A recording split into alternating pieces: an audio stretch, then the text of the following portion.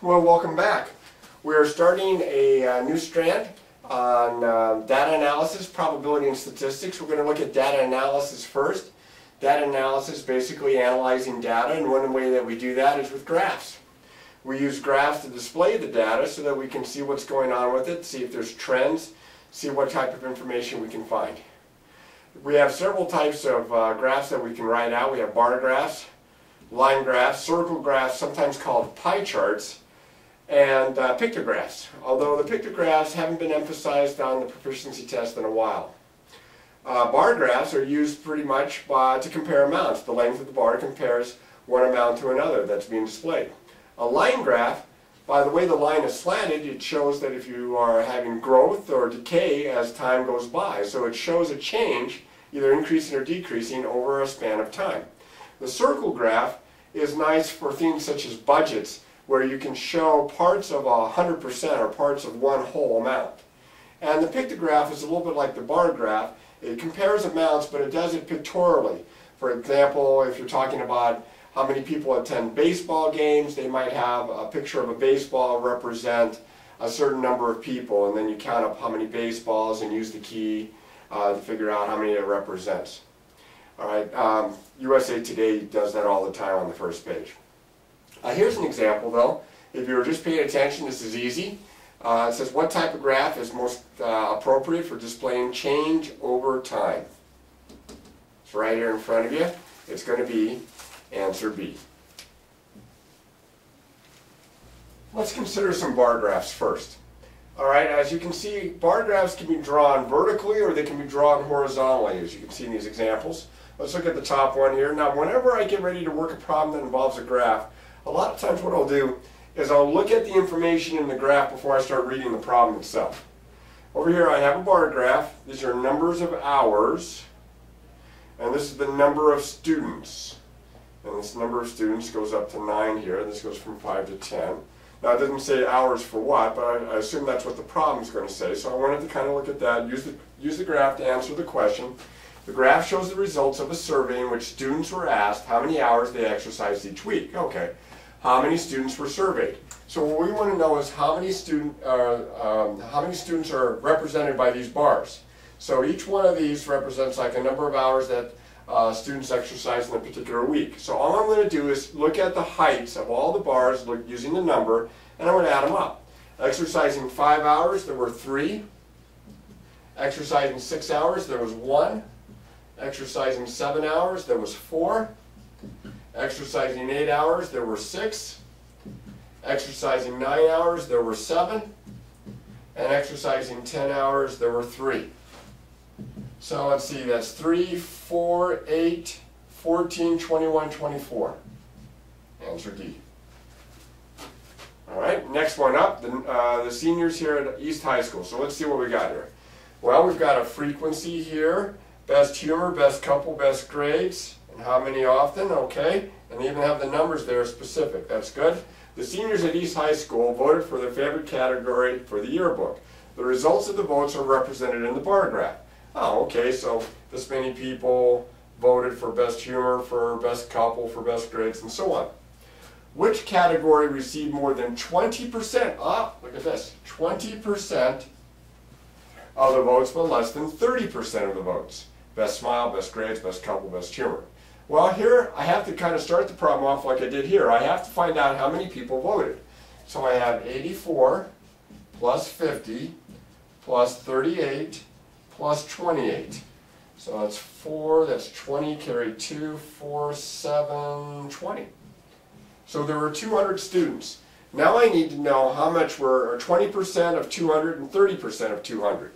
Well, 10% of 200 you can find by just sliding the decimal point over 1. So 10% is 20, that means 20% would be 40 and 30% would be 60. So do I have any between 40 and 60? Well, yes, 50 at best grades. So my answer is best grades, which is answer B. All right, let's consider a line graph now. One afternoon, Sam left home and walked to the library using a specific route. While at the library, he read a magazine. He then walked home at the same pace using the same route. I guess the same pace as when he walked to the library. Which graph represents Sam's distance from home at any time that afternoon? Well, all four of these choices here have time on the bottom and they have distance on the side. Since he is walking away from home, we should start out at home. So the distance should be 0. That's the case here, that's the case here, that's the case here. That's not the case here. It's not going to be D. Then he walks away from home, so the distance should get, the line graph should go up, and it does at first. It goes up, it goes up, it goes up. So all three are still there. Then he gets to the library and he reads a magazine. Well, while he's at the library, he's not either going closer to home or further away from home, so it should stay the same. It should be horizontal. That's the case here. That's the case here. That's the case here for a short time. So maybe, maybe not. We'll see here. Then he walks home. Well, if he walks home at the same pace, the distance that he is from his house should be getting smaller. So the line should be going downward to indicate that the distance is getting closer to 0 because he's getting closer to home. Well, that's not the case here. He's going further away.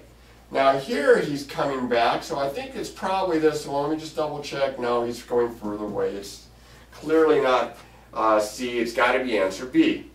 He goes to the library. He stays the same distance away while he reads the magazine.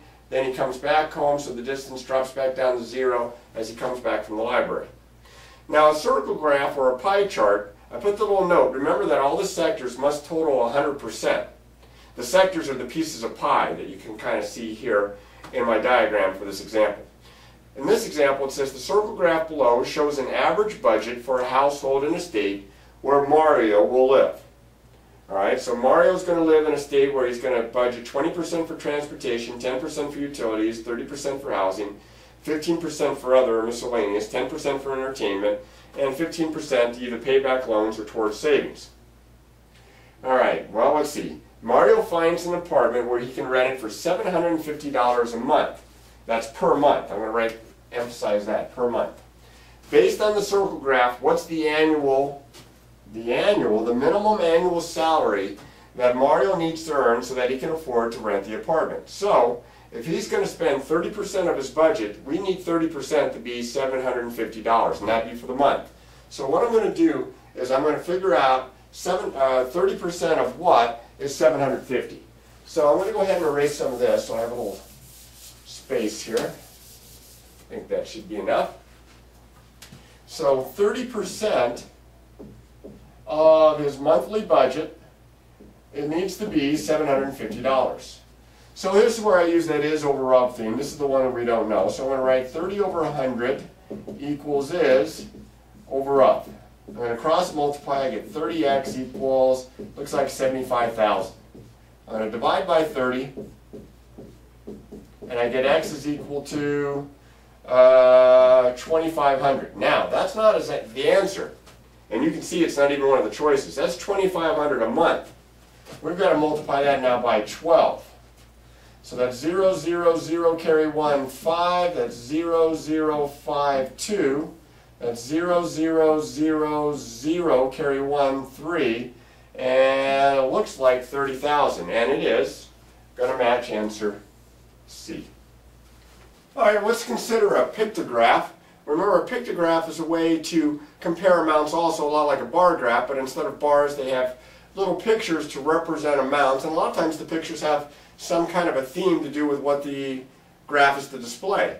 And you have to have a key so you can tell what each one of the little pictures is worth. Otherwise, you don't know the amounts. You can compare amounts by the number of pictures, but that's not a great deal of help.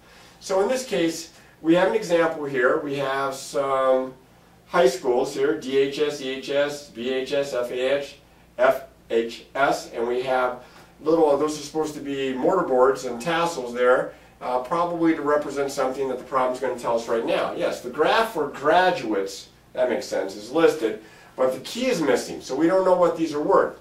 If the total of EHS, that's this line here, and DHS, that's this line here, is 560, what does one of the symbols represent? Well, EHS has 3 of them, and DHS has 7 of them, or 4 of them, so that's a total of 7 of these things.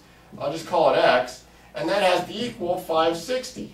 Well, if I divide by 7, I get x to be 80. So each one of these symbols is going to be worth 80. My answer is B. Now if you look at BHS here, you'll see that there's a symbol there. Well, it's part of 1. Well, that's to represent half. So if a full 1 is 80, this would be worth 40. Sometimes they have to do that.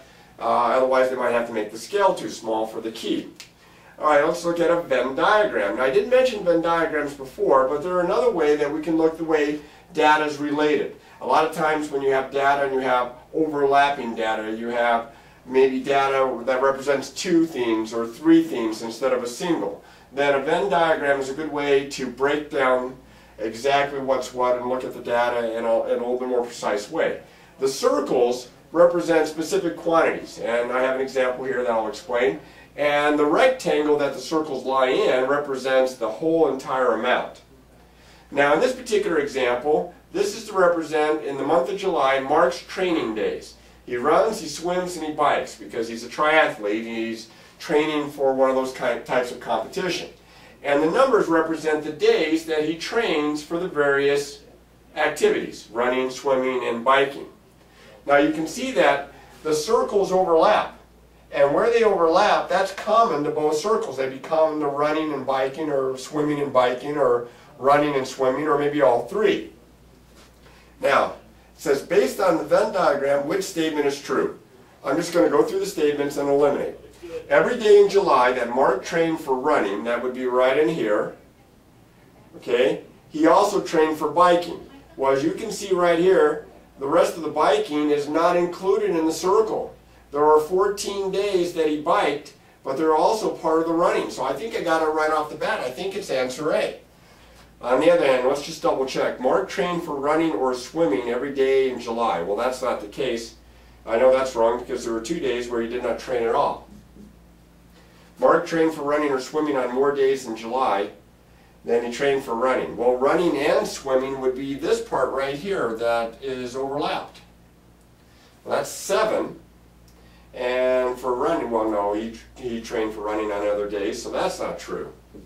Every day in July that Mark trained for biking, he also trained for swimming. Well, that's not the case either. You can see some days that he trained for biking and trained for running on the same day, but not swimming, so that's not it either. So the answer is A. All right, there are 2 more graphs or plots that I want to show you that are used a little bit in statistics, so we'll see this again in the section on statistics. But I'm going to go ahead and mention them now. The first one is the box and whisker plot. And you can kind of see why it's called a box and whisker, because it's got this box right here, and these little segments kind of stick out like a cat's whisker. And it says it's used to show the distribution of data into fourths. As you can see right here, this is a fourth, this is a fourth, this is a fourth, and this is a fourth. Now if you're looking at it and you say, no, this is bigger than a fourth. It's based on the data that's in that interval of numbers. There's just as many bits of data between 50 and 60 as between 60 and 70, as between 70 and 90, as between 90 and 100. It's the way it's distributed. These could represent grades, and you just have a lot of people that scored between 70 and 90 as compared to between 60 and 70, 50 and 60, and 90 and 100. So it breaks into the fourths. 1/4 of the data here, here, here, and here. So this guy right here, he's got a key name. This guy right here is called the median. We're going to talk a lot more about median when we talk about statistics. And we're also going to mention here, since I've got it already written out, what they call the IQR, or the interquartile range. The interquartile range is this value here at the end of the box minus this value here at the end of the other box. So in this case, it would be 90 minus 60. The IQR is equal to 90 minus 60, or 30. Half the data, the middle half of the data is in the IQR. And the actual range, and again, I'm getting ahead of myself just a little bit, I'm going to do some statistics. The range is the largest value minus the smallest value overall. So it's the ends of the whiskers. So the range, in this case, would be 100 minus 50, or 50. It's another way to distribute the data. They like to put these on the proficiency test, so be aware. The other type that I wanted to show you is what we call the stem and leaf plot. The stem and leaf plot is a good way to organize data in order from least to greatest. For example, I've got one here. I've got like a weird shaped T here, and I've got single numbers on this side. These are called the stems. And then I've got some numbers over here. These are called the leaves. And what happens is the student's grade is represented by this number and this number. That's a 52. That's a 57. That's a 59. That's another 59. 65, 70, 70, 71, 73, 77, 79. All the way down to the biggest number is 96. So it's a way to chart some information and put it in a nice organized form. This again is going to come in handy when we're doing statistics, when we're finding themes such as modes, which are the most common number. In this case, the most common grade here is 87 because I have 3 7s with a stem of an 8. All right, now, if you're going to practice this, remember www.succeedinmath.com, or talk to your teacher about getting some worksheets to practice this. But this stuff is going to be on the test, no doubt about it, so don't forget, practice, practice, practice.